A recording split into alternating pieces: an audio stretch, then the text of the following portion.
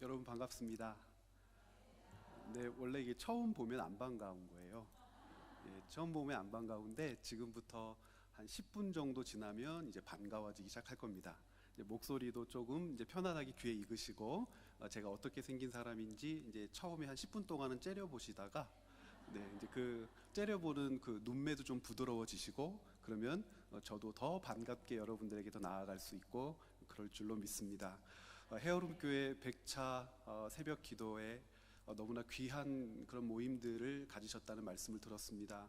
귀한 모임의 결산 그리고 기념하기 위하여 마련된 귀한 집회 가운데 불러주셔서 감사하고, 제가 여러분들을 수개월 전부터 기억하면서 기도하면서 나눌 말씀으로 이 역대상 21장을 준비하면서 헤어룸 교회를 통한 하나님의 역사, 하나님의 부르심이 분명히 있을 것인데 저는 미약하고 부족하지만 이 시간을 통해서 헤어룸 교회를 부르신 하나님의 그 목적을 인식하고 그 부르심에 반응하고 그 길을 쫓아간다면 그것보다 더 복된 일이 어디 있을까라고 하는 그 마음으로 말씀을 준비하고 이 자리에 섰습니다. 저나 여러분에게 하나님께서 역대상 21장 오늘 읽은 이 말씀을 통해서 은혜 주실 줄로 믿습니다. 여러분, 그런데 이 21장 말씀이 만만한 말씀이 아닙니다. 성경을 연구하는 구약 학자들 중에서 성경에는 해석하기 참 어려운 본문이 있다, 이런 의견들이 있는데, 이 어려운 본문들을 뭐라고 부르냐면 일반적으로는 난제라고 부릅니다. 뭐라고 한다고요? 난제. 이 해석하기가 참 난해하고 어렵다는 거예요. 성경에는 난제로 분류되는 본문들이 상당히 많습니다. 그 중에서 21장, 우리가 방금 목사님과 여러분들이 함께 읽어주신 이 역대상 21장 말씀도 난제 중에 하나로 포함되기도 합니다. 왜 그러는지에 대해서 구체적으로 다루면 좋겠지만 그것보다는 오늘 본문을 해석하면서 난제로 분류된 이 본문이 우리 안에서 바르게 해석되어질 때에 어떤 은혜가 있는지 집중하도록 하겠습니다. 한 가지만 먼저 좀 살펴보죠. 이 본문이 왜 난제인가? 여러 가지 이유가 있겠지만 이런 이유 때문에 그렇습니다. 백성들의 숫자를 센다, 그리고 백성들의 숫자가 어느 정도 되는지 왕이 그것을 아는 데 있어서 그것이 큰 잘못이겠습니까? 왕에게 백성들의 숫자를 세고 자기 백성들이 자기를 위해서 어떤 군대의 진용을 갖추고 있는지, 어떤 지파에 몇 명 정도가 자리 잡고 있는지를 세고 계수하는 일이 큰 잘못이겠습니까? 우리 이런 질문을 한번 던질 수 있을 것 같아요. 어떤 본문에는 하나님께서 백성들의 수를 세라고 하셨었고 그 백성들의 수를 세는 일들을 통해서 하나님이 이스라엘 민족을 어떻게 인도해 주셨는지 그 은혜를 맛보게 하셨단 말이죠. 예를 든다면 민수기 1장, 2장, 3장 본문만 읽어보아도 적극적으로 백성의 숫자를 세라고 말씀하십니다. 다윗에게도 그렇게 명령하셨던 때가 있죠. 그런데 오늘 본문 같은 경우에는 다윗이 백성의 숫자를 세었더니 하나님께서 그것을 죄로 지목하시고 다윗에게 크게 진노하시고 이스라엘 민족에게 역정을 내십니다. 왜 그러셨을까? 이것에 대한 특별한 답변을 이 본문 가운데에서 얻기가 참 어려워요. 그래서 난제라고 하거든요. 두 번째는 왜 또 이 본문을 난제라고 얘기하냐면 죄는 누가 지었죠? 다윗이 지었습니다. 다윗의 명령에 의해서 백성들의 수가 계수되어지게 되고 그 보고를 받은 사람도 다윗입니다. 그런데 하나님께서 진노하시고 징계를 내리신 대상은 다윗이라든지 다윗의 가문이라든지 다윗의 자녀들이 아니고 가만히 있었던 백성들 중에서 7만 명이 전염병으로 죽게 됩니다. 죄는 누가 지어요? 다윗이 지었는데 그 죄에 대한 대가, 징계, 형벌은 누가 받냐면 백성들이 받습니다. 왜 그럴까? 라고 하는 이 질문에 대해서 역대상 21장 말씀만을 읽어보면 왜 그렇다라고 하는 것에 대한 답변이 없어요. 이 두 가지 때문에 21장이 난제로 이렇게 분류되기도 합니다. 백성들의 숫자를 왕이 세는 것이 왜 죄란 말이지? 하나님께서 그것에 대해서 가르쳐 주셨으면 좋았으련만 가르쳐 주시지 않는 것 같고, 죄는 다윗이 지었는데 왜 백성들이 징계를 받아야 되지? 이 질문들에 대해서도 역대상 21장은 구체적으로 답변을 하지 않습니다. 이 본문을 이해하기 위해서는 구약성경 전체에 흐르는 문맥을 살피고 이 본문이 위치하고 있는 바를 거꾸로 추적해 가야 이 질문들에 대하여 답변할 수 있습니다. 먼저 이것부터 한번 저희가 살펴보죠. 하나님께서 이스라엘 민족을 이집트 땅에서 불러 올리신 이유가 무엇입니까? 제가 이렇게 질문을 드리면 막 답변하고 싶으시잖아요. 답변 안 하셔도 괜찮아요. 제가 2초 정도 이렇게 꼭 참으시면 제가 답변을 다 해요. 속으로 하나, 둘, 셋이에요. 뭐라고 답변하시다가 틀리면 굉장히 창피하거든요. 그러니까 쭝얼쭝얼 이렇게도 하지 마세요. 그냥 꼭 참으십시오. 하나님께서 이스라엘 민족을 이집트 땅에서 왜 불러내셨을까? 목적이 분명히 있습니다. 어떤 목적이 있냐면 출애굽기 19장 5절과 6절은 하나님께서 이스라엘 민족을 불러내신 목적을 분명하게 밝히고 있는데요. 한번 찾아서 읽어봐야 되겠죠? 구약성경 출애굽기, 제가 가지고 있는 성경 110면에 있습니다. 혹은 109면 이렇게 있겠네요. 출애굽기 19장 5절과 6절 우리 같이 한번 읽어보도록 하겠습니다. 시작. 세계가 다 내게 속하였나니 너희가 내 말을 잘 듣고 내 언약을 지키면 너희는 모든 민족 중에서 내 소유가 되겠고 너희가 내게 대하여 제사장 나라가 되며 거룩한 백성이 되리라. 너는 이 말을 이스라엘 자손에게 전할지니라. 하나님께서 이스라엘 민족을 불러내신 이유를 두 가지로 이야기하고 있죠. 하나는 제사장 나라가 되게 하는 것, 또 하나는 거룩한 민족이 되게 하는 것입니다. 제사장 나라가 되게 하려고 부르셨대요. 거룩한 민족이 되게 하려고 부르셨대요.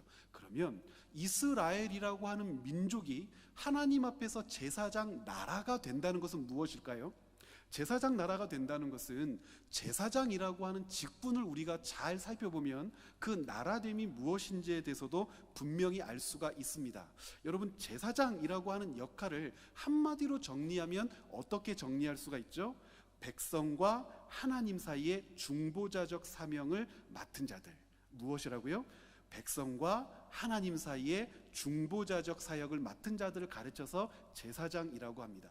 하나님께서는 이스라엘 민족과 함께 계시는데 그 함께 계심을 백성들에게 가르치고 함께 계시는 하나님에 대하여 백성들이 어떻게 살아내야 되는지를 다시 지도하는 중요한 중간자적 역할을 맡은 자들이 제사장들이었단 말이죠. 그래서 이 제사장이 있음으로 말미암아 하나님께서는 제사장들을 통하여 백성들에게 나아가시고 백성들은 이 제사장들을 통하여 하나님 앞에 나아갈 수 있게 되죠.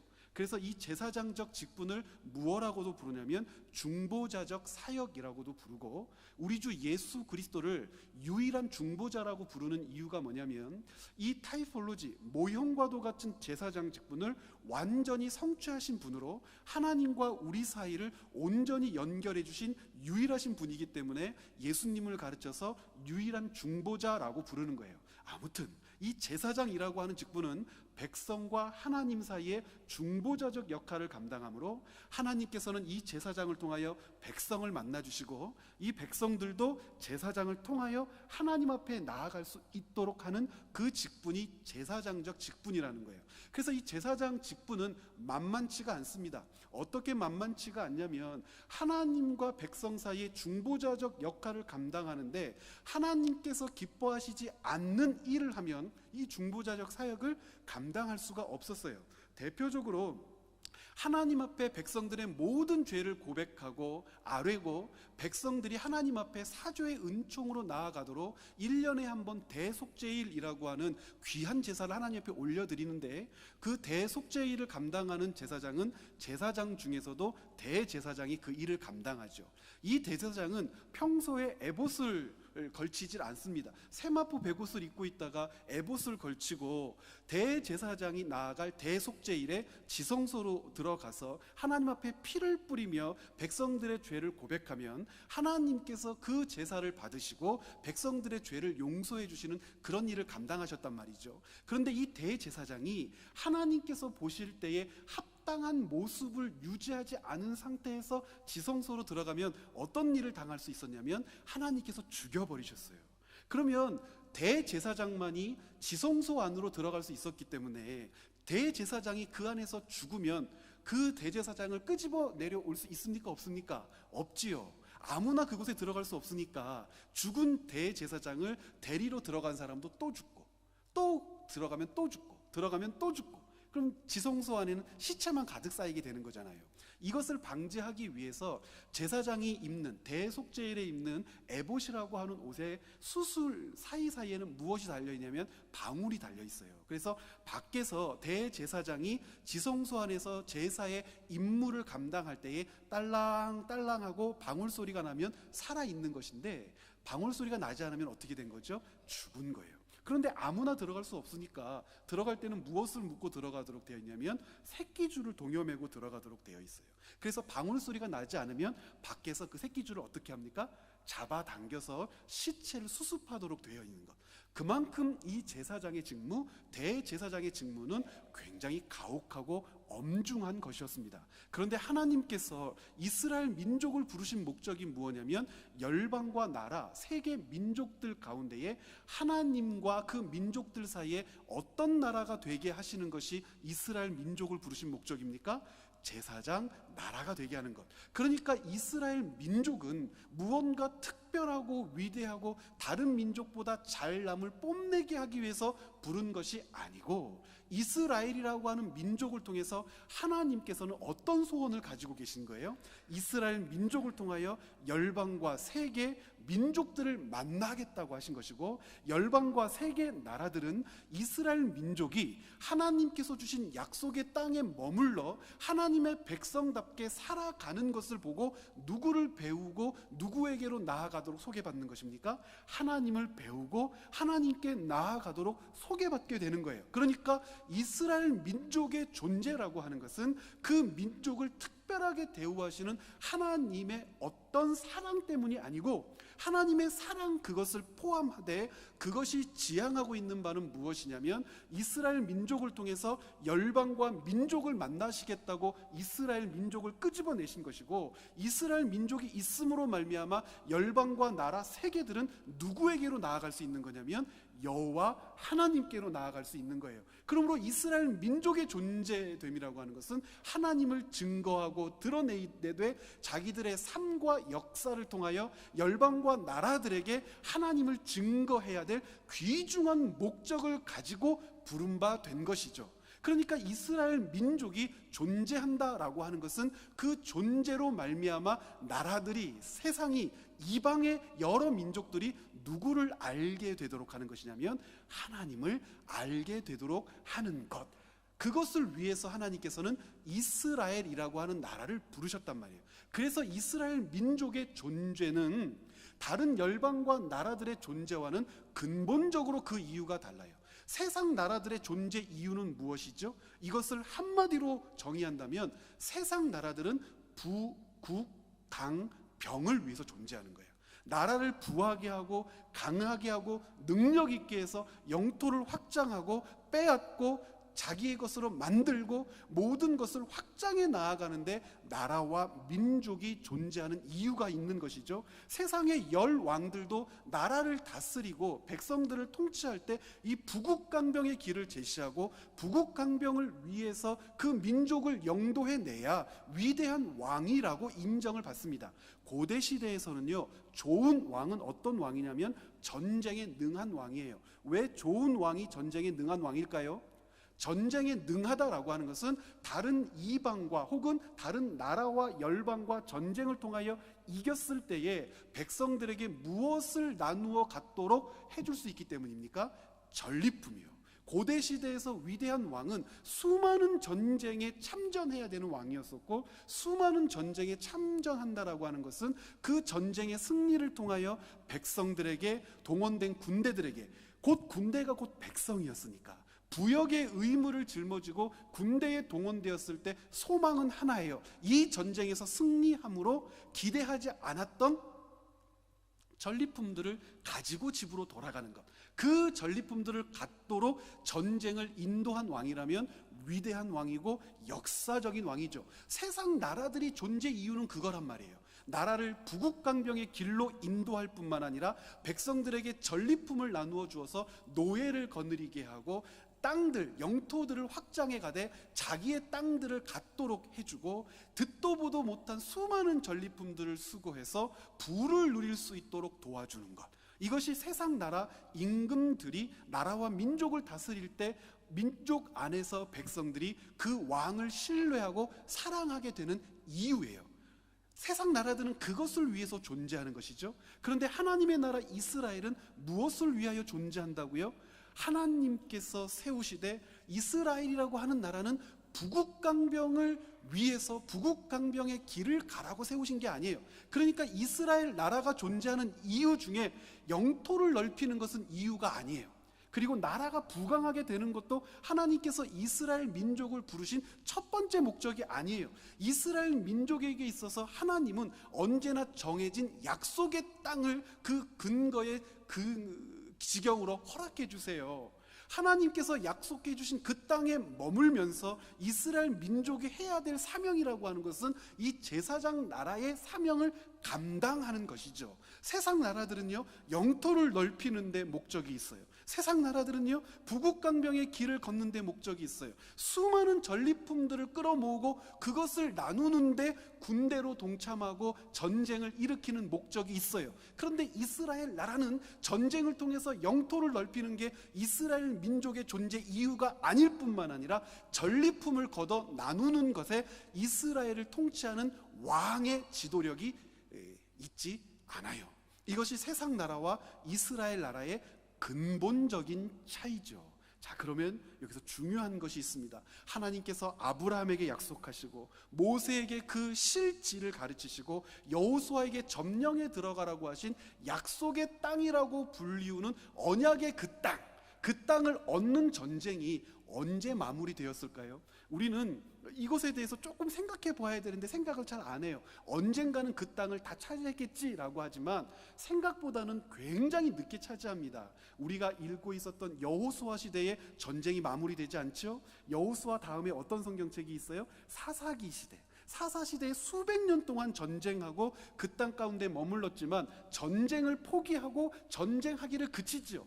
왜 그렇습니까? 더 이상 그 안에 있었던 이족들이 이스라엘 민족에게 대항해 오지 않고 이족들이 강하고 그들이 가지고 있는 무기가 엄청난 것들인데 전쟁하면 할수록 땅을 차지하는 것이 아니라 오히려 전쟁에서 지면 어떡하지라고 하는 염려 때문에 평화조약 맺는 것을 우선시합니다. 그래서 사사시대에도 이스라엘이 하나님께로부터 약속받은 그 약속의 땅의 실지를 다 정복해내지 못합니다.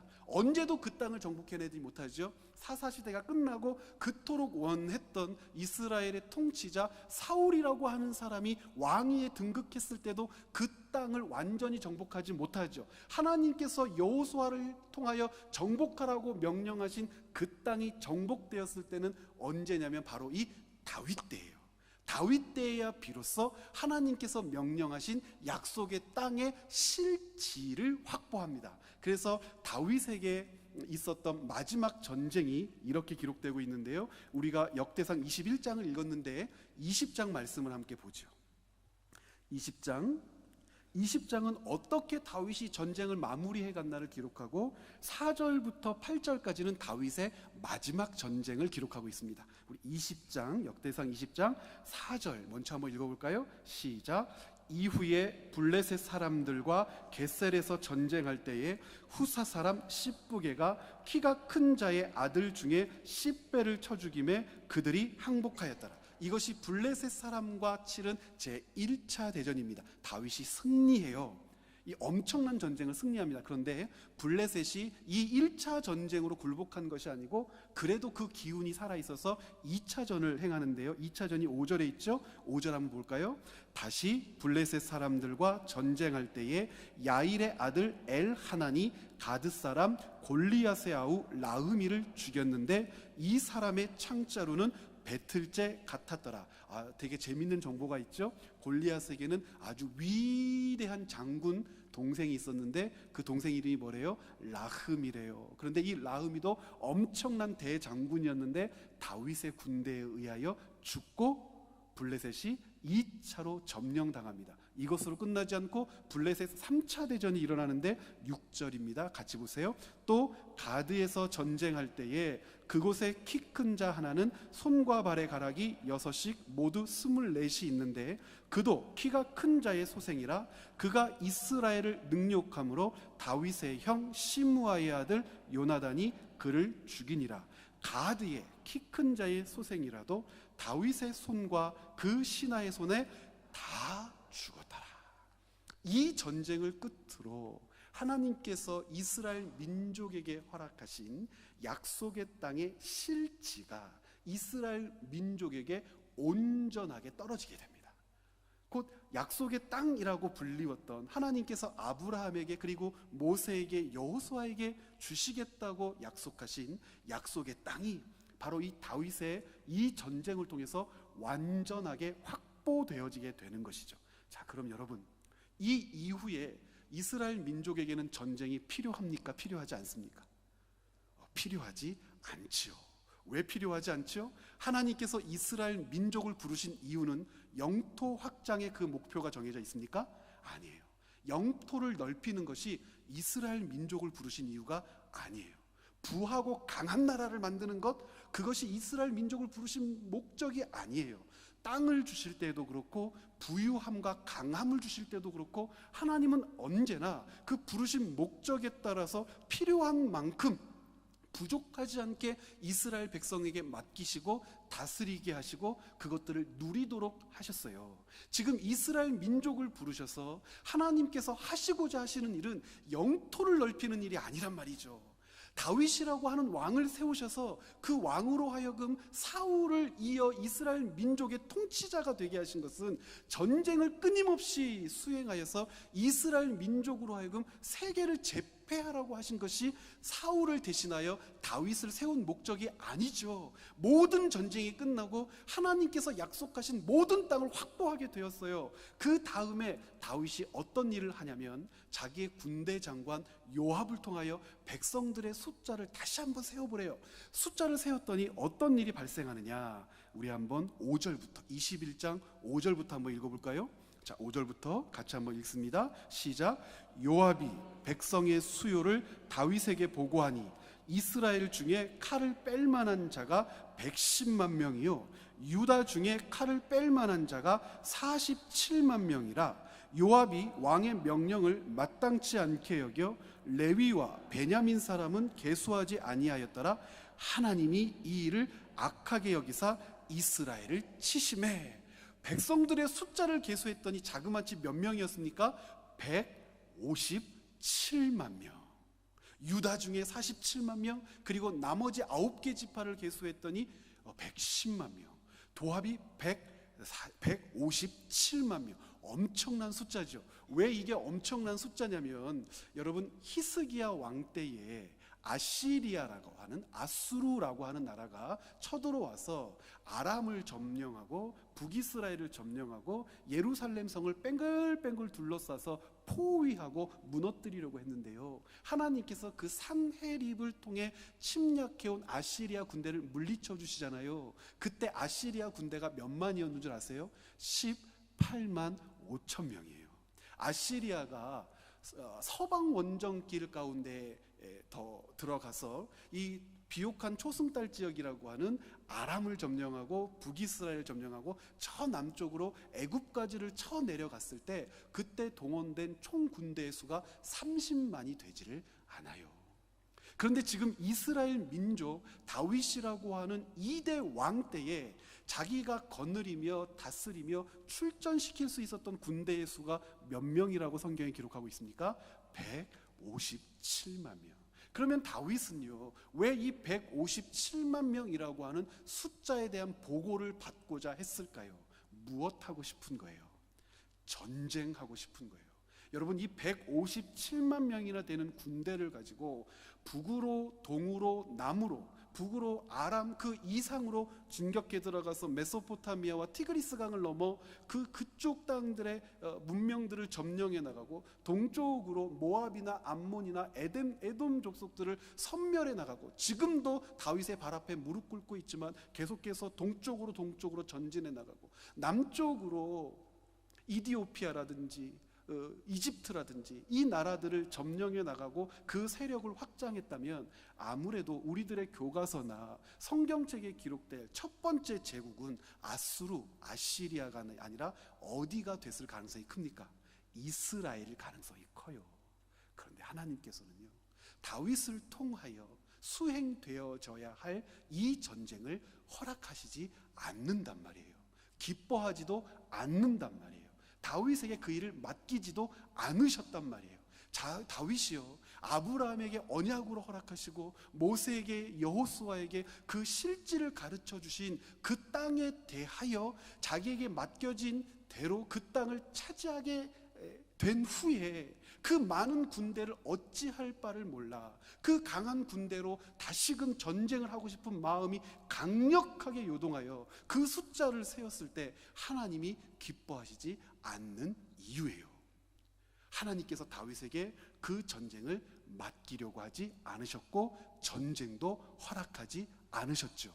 우리는 이제 그 이유를 알 수 있어요. 출애굽기 19장 6절에 있는 대로 하나님께서 이스라엘이라고 하는 민족을 부르신 이유는 영토를 넓히는 것 아니었어요. 세상 나라들을 점령해 가는 것 아니었어요. 전리품을 취해다가 백성들에게 나누어 주고 그 백성들로부터 칭송받는 왕이 되라고 하는 것도 아니었어요. 하나님께서 다윗에게 기대하셨던 이스라엘 민족됨의 목적은 하나님 앞에서 제사장 나라의 사명을 감당하고 거룩한 나라가 되어서 그 민족을 통치해냄으로 말미암아 하나님께서는 이스라엘을 통하여 열방과 민족을 만나주시고 열방과 민족은 이스라엘을 통하여 다윗이 통치하고 다스리는 바로 그 이스라엘이라고 하는 나라를 통하여 하나님께로 나아오도록 하는 그 일, 그것이 다윗에게 맡겨진 역할이고 다윗에게 기대했던 역할이에요. 그런데 다윗이요, 하나님 앞에서 여러 번 실수하지만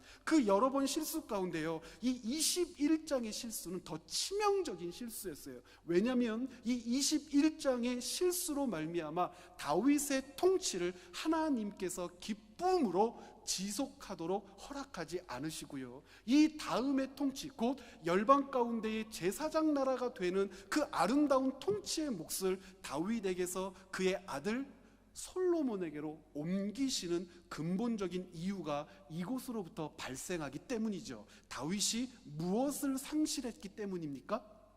하나님께서 다윗에게 부여하신 소명이요. 하나님께서 다윗과 그 민족에게 부여하신 소명이요.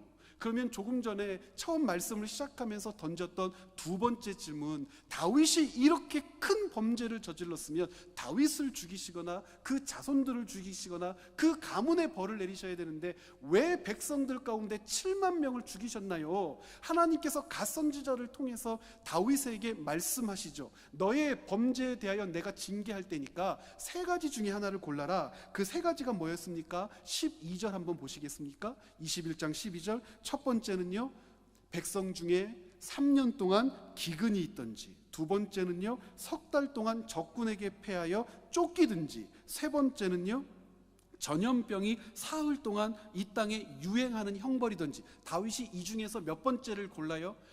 하나도 고르지를 못해요. 하나님께서 진노하시고 이 세 가지 예시 중에 하나를 골라라라고 했을 때 비로소 깨달으면서 선지자 앞에 어떻게 고백하냐면요, 13절 같이 한번 읽어볼까요? 다윗이 가세게 이르되 내가 곤경에 빠졌도다. 여호와께서는 긍휼이 심히 크시니 내가 그의 손에 빠지고 사람의 손에 빠지지 아니하기를 원하나이다 하는지라. 우리는 이제 이 말씀이 무슨 말인지 알아요. 다윗이 백성들의 숫자를 세고 계수해서 157만 명이나 되는 군대가 있다라고 하는 보고를 받았다라고 하는 것은 하나님의 손길과 다스리심, 맡겨주신 소명에 붙들려서 자기의 왕직을 수행한 것이 아니라 순간 욕심이 났던 것 같아요. 내 군대가 어느 정도나 되는지, 이 군대를 가지면 어떤 일을 할 수 있는지, 지금 이 군대가 내게 원하는 것은 무엇인지에 대하여 가슴이 뛰었던 것 같아요. 왜 가슴이 뛰었냐면 이 당시 고대 시대의 유능한 왕, 위대한 왕, 백성이 칭찬 칭찬하고 사랑하는 왕은 어떤 왕이라고요? 백성들에게 수많은 전리품들을 나눠주고요, 이방 나라들을 점령하고 그 땅들을 백성들에게 전리품으로 나눠줄 수 있는 왕이 위대한 왕이에요. 다윗이 수행했던 전쟁에서 다윗은 지질 않았어요. 수많은 전쟁에서 승리하며 나아갔어요. 왜 하나님께서 승리하게 하셨죠? 약속하셨거든요. 그 땅 주시기로. 그 땅을 주시기로 약속하셨기 때문에 다윗을 통하여 그 언약이 성취되게 하셨기 때문에 승리하는 거예요. 그런데 백성들은 착각했죠. 이 다윗을 통하여 다윗이 수행하는 전쟁에 참여하면 우리도 세상 나라들의 백성들처럼 무엇을 풍성하게 나누어 가질 수 있을 거야. 전리품을 풍성하게 나누어 가질 수 있을 거야. 아마도 다윗은요, 두 가지 압박에 시달렸던 것 같아요. 자기 자신 안에 솟구쳐 올랐던 탐욕이 한 가지고요, 그런데 이 탐욕보다도 더 큰 압박이 있었는데 그것은 백성들의 요구예요. 이 백성들은 어떻게 된 것이요? 사울도 이런 식으로 압박했어요. 사울이 하나님의 선지자 사무엘을 기다리지 못하고 자기 멋대로 제사를 집전하고, 하나님께서 섬멸하고 진멸하라고 말씀하신 아말렉 족속의 아각을 살려두고 그 족속들의 양과 소, 기름진 것들을 살려두었던 이유가 뭐죠? 백성들에게 인기 있는 왕, 능력 있는 왕, 자랑스러운 왕이 되고 싶었던 거거든요.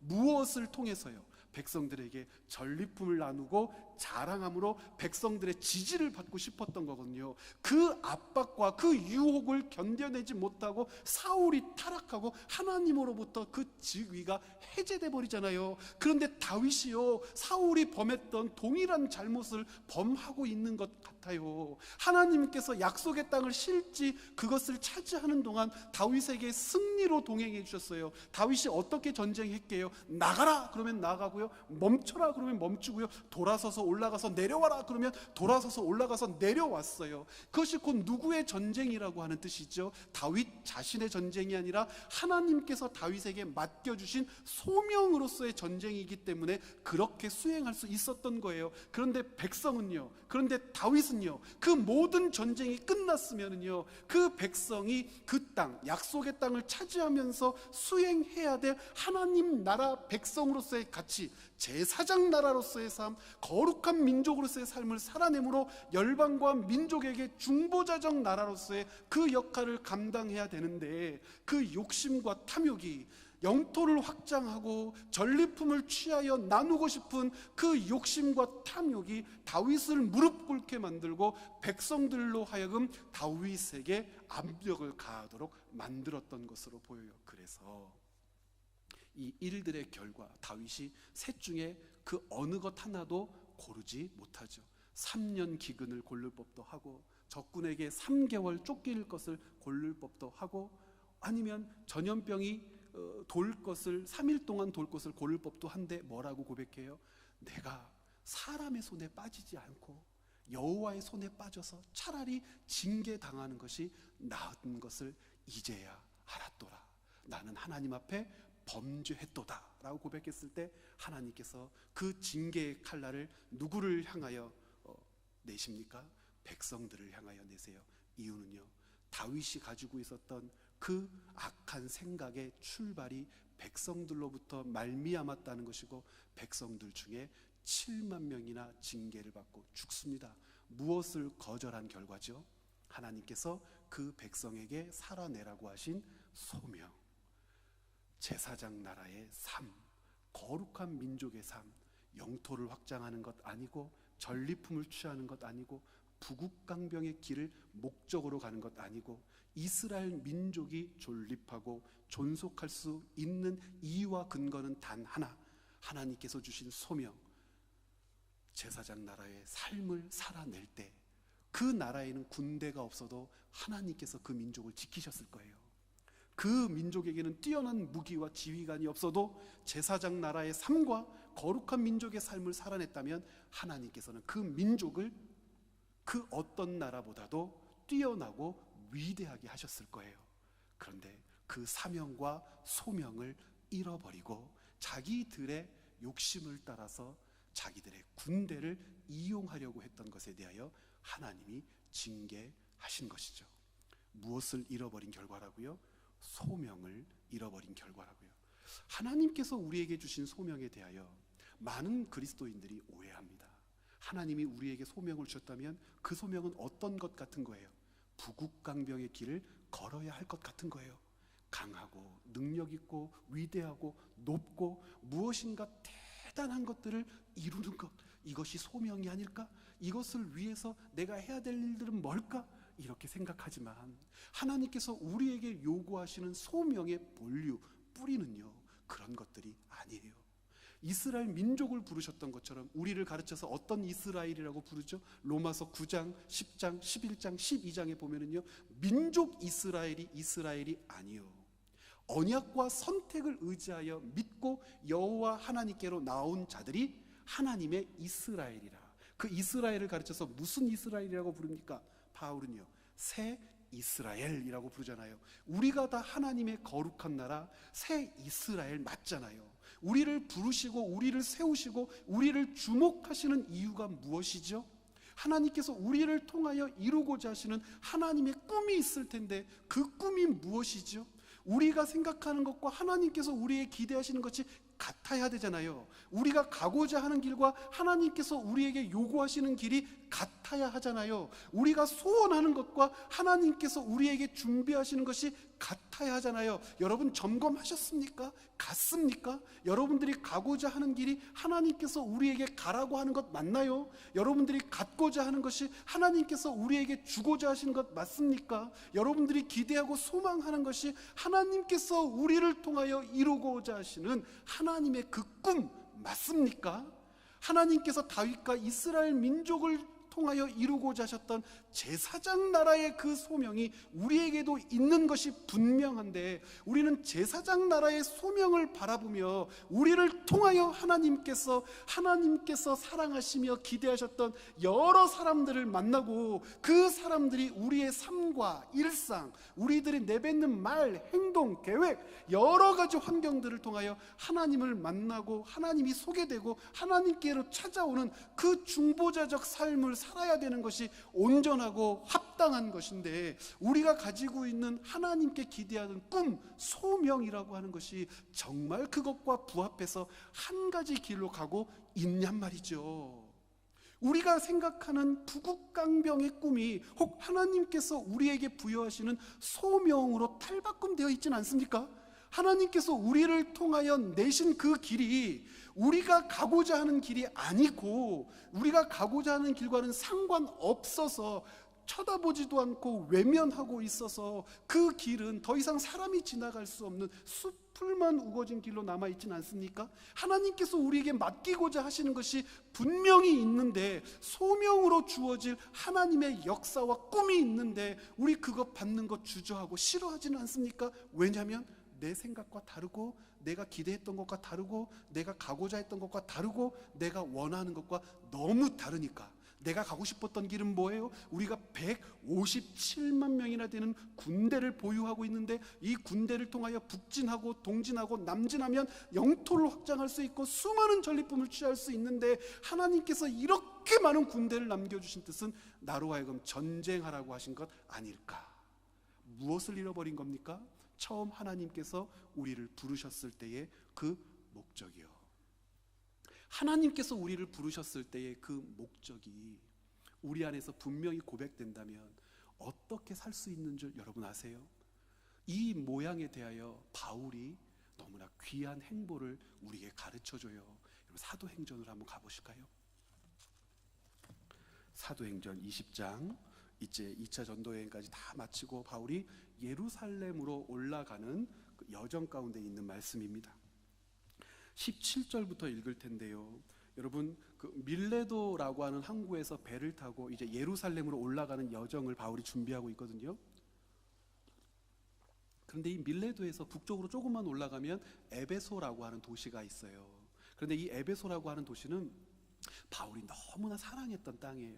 2년 6개월, 햇수로 3년 동안 거기에서 두란노 서원이라고 하는 서원에서 하나님 나라 복음을 전하고 거기에서 장로들을 세우고, 이 에베소 교회가 이 두란노 서원이 중요했던 이유는 뭐냐면 이 소아시아 지역에서 신학교의 역할을 했거든요.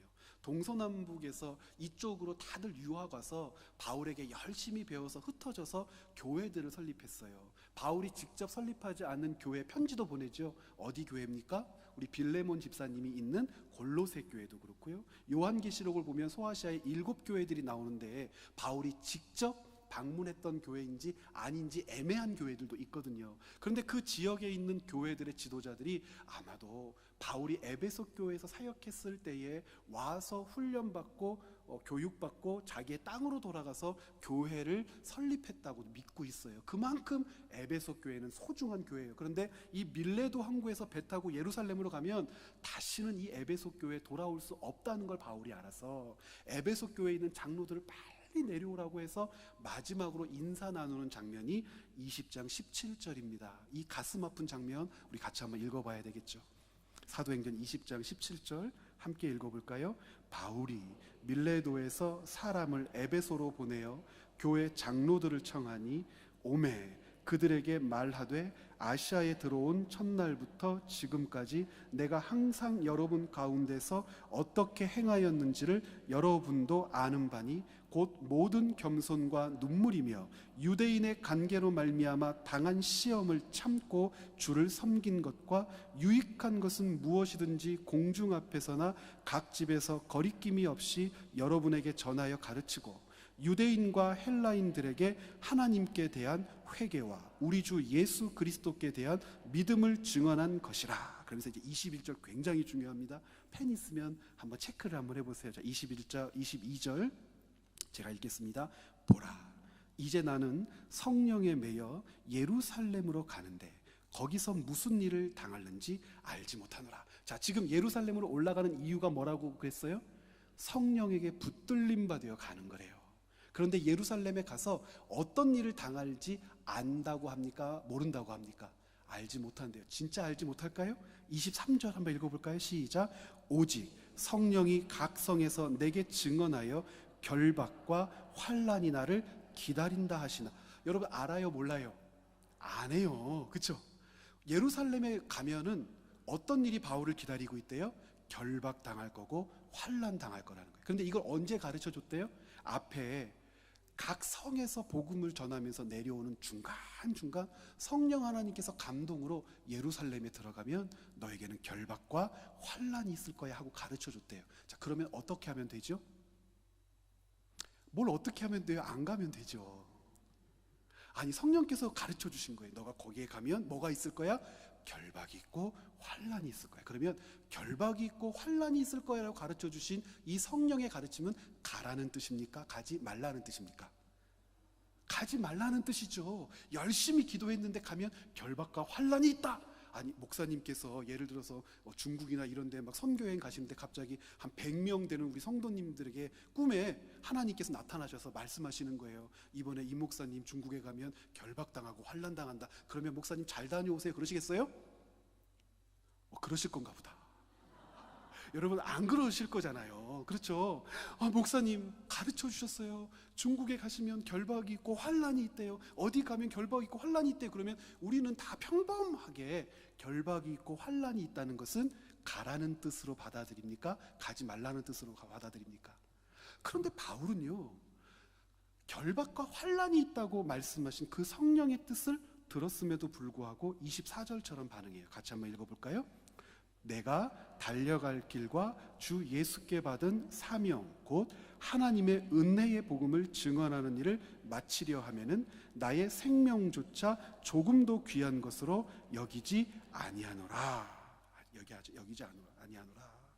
그러면서 마지막으로 작별 인사를 하고 밀레도에서 배를 타고 예루살렘으로 행진해 갑니다. 그런데 이것으로 그치는 것이 아니고 21장 한번 보시겠어요? 21장 가기 전에 우리 쭉 다 읽어봐야 되는데요. 우리 20장 31절부터 한번 다시 한번 보시겠습니다. 먼저요. 시작. 그러므로 여러분이 읽게요. 내가 3년이나 밤낮 쉬지 않고 눈물로 각 사람을 훈계하던 것을 기억하라. 지금 내가 여러분을 주와 및 그 은혜의 말씀에 부탁하노니 그 말씀이 여러분을 능히 든든히 세우사 거룩하게 하심을 입은 모든 자 가운데 기업이 있게 하시느니라. 이렇게 철저히 설명하지 않고 결박과 환난이 있다고 했으니까 안 가면 되잖아요. 그런데 바울이 어떻게 합니까? 갑니다. 그래서 어떤 일이 발생해요? 37절 같이 읽어봐요. 다 크게 울며 바울의 목을 안고 입을 맞추고 다시 그 얼굴을 보지 못하리라 한 말로 말미암아 더욱 근심하고 배까지 그를 전송하니라. 자, 그리고 나서 이제 21장 바울이 배 타고 예루살렘으로 갑니다. 제가 읽어볼게요. 잘 들어보세요. 우리가 그들을 작별하고 배를 타고 바로 고스로 가서 이튿날 로도에 이르러 거기서부터 바다라로 가서 베니게로 건너가는 배를 만나서 타고 가다가 구브로를 바라보고 이를 왼편에 두고 수리아로 항해하며 두로에서 상륙하니 거기서 배의 짐을 풀려 함이러라. 자, 여기서 같이 읽어봅니다. 시작. 제자들을 찾아 거기서 이레를 머물더니 그 제자들이 성령의 감동으로 바울더러 예루살렘에 들어가지 말라 하더라. 왜요? 성령께서 뭐라고 가르쳐 주신 거예요? 예루살렘에 들어가면 환난과 고난이 있다고 가르쳐 주신 거예요. 그러면 이 제자들은 예루살렘에 들어가는 바울의 여정을 하나님께서 뭐 하고 계신다고 믿은 거예요? 막고 계신다. 그런데 바울이 이 5절과 6절 사이에 뭐라고 얘기하나요? 한마디도 안 해요. 요즘 애들 말로 쌩까요. 아예 답변을 하질 않습니다. 5절에 이 여러 날을 지낸 후 우리가 떠나갈새 그들이 다 그 처자와 함께 성문 밖까지 전송하거늘 우리가 바닷가에서 무릎을 꿇고 기도하고 서로 작별한 후 우리는 배에 오르고 그들은 집으로 돌아갔다. 그리고 나서 또 여행을 하다가 빌립이라고 하는 사람 집에 이제 머물게 되는데요. 9절부터 볼까요? 시작. 그에게 딸 넷이 있으니 처녀로 예언하는 자라. 여러 날 머물러 있더니 아가보라 하는 한 선지자가 유대로부터 내려와 우리에게 와서 바울의 띠를 가져다가 자기 수족을 잡아매고 말하기를 성령이 말씀하시되 예루살렘에서 유대인들이 이같이 이 띠 임자를 결박하여 이방인의 손에 넘겨주리라 하거늘. 와, 이 몇 번째예요? 세 번째. 그렇죠. 이런 환란이 있다고 가르쳐 주는 거예요. 정말 가면 안 되는 거예요. 그래서 바울과 함께 했던 바울의 제자들이 12절에 뭐라고 하냐면 우리가 그 말을 듣고 그곳 사람들과 더불어 바울에게 예루살렘으로 같이 읽어요. 올라가지 말라고 권하니 그때 바울이 한마디 합니다. 바울이 대답하여 이르되 여러분이 어찌하여 울어 내 마음을 상하게 하느냐. 같이요. 나는 주 예수의 이름을 위하여 결박당할 뿐 아니라 예루살렘에서 죽을 것도 각오하였노라 하니 그가 권함을 받지 아니하고 우리가 주의 뜻대로 이루어지이다 하고 그쳤노라 하고 결국에 어디에 들어갑니까? 예루살렘에 들어가요. 자, 그러면 동일하게 바울에게도 성령께서 무엇을 가르쳐 주셨어요? 예루살렘에 들어가면 결박당하고 환난당할 거예요. 제자들과 여러 성읍과 많은 사람들에게 뭐라고 가르쳐 줬어요? 너의 선생 바울이 예루살렘에 들어가면 결박과 환난을 당할 거야. 그런데 여러 사람들은 성령의 그 가르침을 어떤 사인으로 들었어요? 가지 말라. 그런데 바울은 동일한 그 성령의 사인을 어떤 사인으로 들었어요? 그러니까 가라. 무엇이 이것을 갈라놓은 걸까요? 소명을 맡은 자와 소명을 맡지 않는 자의 차이예요. 바울에게는요, 그 사인과 그 가르침이 소명 가운데에 마땅히 감당해야 될 일로 믿어진 거예요.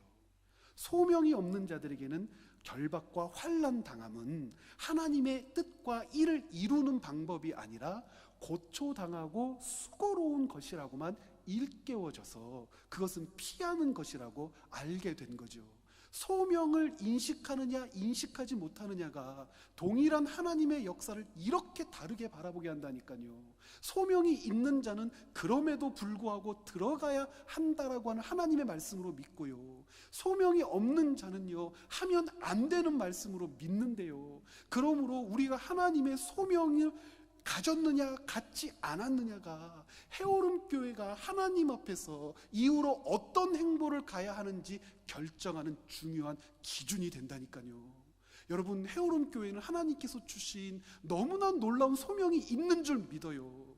그 소명이 있기 때문에 하나님께서 우리에게 주시는 말씀에 따라서 하나님이 가라고 하시는 것, 하나님이 하라고 하시는 것, 하나님 맡으라고 하시는 것, 하나님이 주겠다고 하시는 것에 대하여 주세요, 감사해요, 갈게요, 그것이군요 라고 감동하며 감격하며 고백할 수 있는 공동체인 줄 믿어요.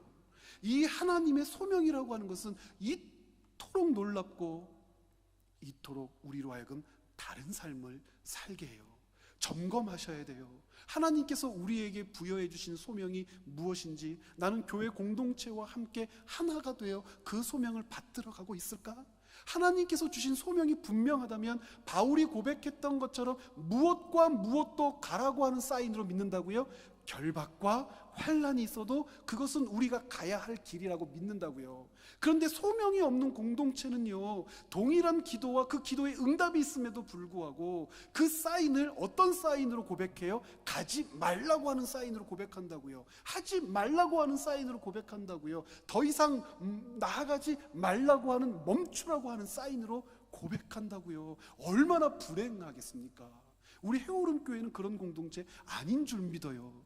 하나님께서 주신 소명으로 하나가 되었기 때문에, 하나님께서 우리에게 맡기신 것이 분명하기 때문에 우리 눈에, 우리 마음에, 우리 생각에 기쁜 것이 아니라 하나님의 소명으로 말미암아 감당해야 될 일이라고 하는 공동체의 고백이 있는 교회인 줄 믿습니다. 여러분, 이것이 교회에게는 복이에요. 이것이 교회에게는 은혜예요. 그러므로 교회 가운데에 있는 여러 가지 일들을 목격하고 바라보면서 그것이 소명 가운데에 주어진 일이 분명하다고 믿는다면, 바울이 그의 제자들과 혹은 그와 함께 했던 여러 주님의 사람들 앞에서 고백했던 것처럼 결박과 환난은 멈추거나 피하거나 중지하라는 뜻이 아니라 어떤 뜻으로 믿을 수 있습니까? 가라고 하는 뜻, 들어가라고 하는 뜻, 전진하라고 하는 뜻으로 감히 고백할 수 있게 되는 거예요. 그러면 또 막 겁내세요. 아, 이런 소명이 있으면 어떡하지? 여러분, 그런데요, 하나님께서 우리를 부르실 때에는요, 소명을 주실 때 세 가지 원칙을 따라서 주세요. 첫 번째는 어떤 거냐면 이런 거예요. 하나님이 우리에게 소명을 주실 때는요, 개인에게건 공동체에게는 큰 기쁨으로부터 시작하게 하세요. 그러니까 어떤 사람이 하나님의 부름을 받아서 어떤 일을 한다고 할 때 무엇으로부터 시작하냐면 기쁨과 즐거움으로 시작해요. 너무너무 즐겁고 기쁘고 행복하게 우리의 마음을 모으시고 개인의 삶을 인도해 가세요. 하나님께서 주신 것이 분명하기 때문에 슬픔과 염려와 근심이 들어오기 전에 무엇이 충만하죠? 기쁨과 감사와 감격이 충만해요. 바울이 밥을 굶으면서 자비량하면서 손과 발이 부르트도록 섬기고 돌아다녔어도 그 안에 기쁨과 감사와 감격이 끊이지 않는 것은, 그것이 무엇이기 때문에 그러냐면 소명이기 때문에 그래요. 여러분, 이것 때문에 기도하셔야 돼요. 수고와 땀과 헌신이 한숨과 탄식이 아니라 기쁨이 되게 해주세요. 이것이 우리의 소명으로 인식되게 해주세요. 하나님의 맡기심이라고 하는 분명한 확신이 있게 해주세요. 공동체도 마찬가지고 개인도 마찬가지입니다. 그리고 두 번째가 중요해요. 어떤 사람에게 하나님이 소명을 주셨다고 했을 때 첫 번째는 뭐라고 그랬죠? 굉장히 기쁘고 즐거워하게 하시지만 두 번째가 반드시 거쳐가는 과정 가운데 있는데요, 두 번째는요, 손톱만큼이라도 잘하게 하세요. 어떤 사람에게 아, 이건 소명이야 라고 하면 다른 사람보다는 얼마만큼이라도 잘해요? 손톱만큼이라도 잘해요. 그러니까 너무 많이 잘해서 칭찬받는 게 아니라 그 일을 사랑하고 기뻐할 뿐만 아니라 더 잘하기 위해서 수고하고 헌신하고 연습하고 훈련하기 때문에 다른 사람보다 손톱만큼이라도 잘해요. 우리 교회 공동체에도 그렇게 소명을 주시거든요. 다른 공동체나 다른 데서 발견할 수 없는 손톱만큼이라도 잘하는 일이 있어요. 그런데 그 일은 기쁘고 행복한 일이에요. 그런데 소명을 분별할 때 가장 중요한 것은 세 번째인데요, 여러분, 하나님을 믿지 않는 사람에게 있어서 너무너무 좋아하는 일을 잘해요. 그러면 그것에 대한 유익은 누가 받죠? 자기가 얻잖아요. 너무너무 좋아하고 행복하고 잘하는데 그 일로 돈까지 많이 버는 걸 뭐라고 해요? 뭐 복 받았다고 그러고 금상첨화라고 하고 그러나요? 그런데 그리스도인에게 있어서 소명이라고 하는 것은요, 너무너무 좋아하고 사랑하고 잘하는데, 그 좋아하고 사랑하는 그 일에 대한 유익의 방향이 어디를 향하여 나아갈까요? 나를 향하여 나오는 게 아니라 다른 일을 향하여 나아가요. 이게 소명이에요. 내가 그 일을 너무나 좋아해. 그런데 잘해. 그런데 좋아하고 잘하는 내 소명 때문에 누가 행복해요? 예, 다른 사람들이 행복해요. 이렇게 우리의 삶을 살피고, 이렇게 우리가 하나님께로 부여받은 소명을 점검해 나아갈 때 비로소 교회 공동체가 더 하나님의 큰 은혜 가운데에 깊은 뿌리를 내리게 되는 줄로 믿습니다. 하나님께서 우리를 부르셨을 때 여러분들을 기쁘고 행복하고 즐거운 자리로 부르신 건 맞잖아요. 그리고 헌신하는 과정 가운데 수고하고 애쓰고 훈련하고 연습하는 가운데 조금이라도 더 잘하는 일을 맡기실 거잖아요. 그런데 그 일들로 말미암아 얻는 유익은 나를 향하여 있지 않고 누구에게 있다고요? 다른 이에게 있다고요. 우리 이렇게 한번 고백해 볼까요?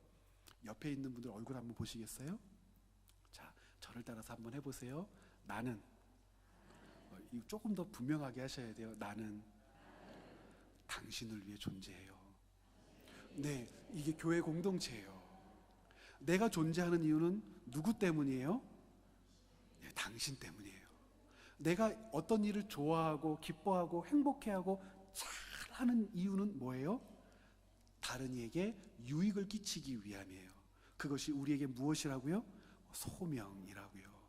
우리 교회 공동체도 마찬가지예요. 헤어룸 교회를 기쁘고 감사하고 즐거움 가운데 머물게 하시는 많은 일들이 있을 거예요. 그런데 그 어떤 공동체에서도 발견할 수 없는 손톱만큼이라도 우리 공동체가 잘하는 일이 있어요.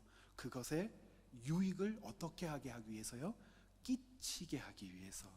이것이 제사장 나라로 부르시고 거룩한 삶을 살게 하시며, 바울이 고백하기를 환난과 핍박이 있어도 가야 할 길이라고 고백한 그 고백의 길입니다. 여러분에게 이 소명이 분명하게 인식되어서 하나님의 부르심을 인식하여서 나에게 유익을 끼치는 것이 아니라 누구에게 유익을 끼치기 위하여 존재한다고요? 당신을 그러면 옆 사람을 잠깐 보셔야 되겠죠? 누구를 유익하게 하기 위해서 존재합니까? 예, 당신을. 예, 우리 성도님들 한 분 한 분이 서로가 서로에게 유익을 끼치기 위하여 하나님께서 나를 우리 교회 공동체 가운데 존재하게 하셨구나를 믿게 되기를 간절히 소원합니다. 우리 헤어룸 교회 공동체가 전보다 더 행복해질 겁니다. 더 유익해질 겁니다. 누구 때문에 유익해져요? 내가 끼치는 유익함이 그 사람에게 흘러가기 때문에 우리 모두가 유익한 데서 유익한 대로 나아가게 될 줄 믿습니다. 더 구체적으로, 더 반복적으로, 더 자세하게 하나님 나라 백성의 이 유익을 끼치는 소명의 삶이 여러분들을 통하여 사라지게 되기를 간절히 소원합니다. 함께 기도하시겠습니다.